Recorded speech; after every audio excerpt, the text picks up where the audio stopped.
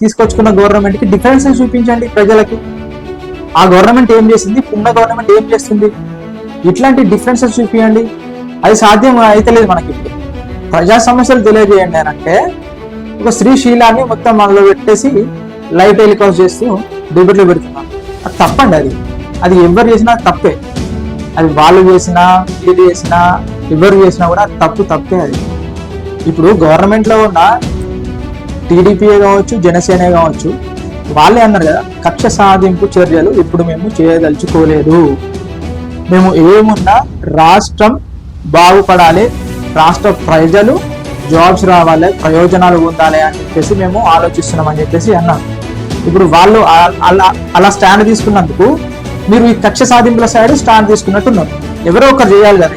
Already allegations అయిపోయినాయి కదా, పోలీసులు చూసుకుంటారు కదా కేసులు పెట్టి. ఆమె గవర్నమెంట్ జాబ్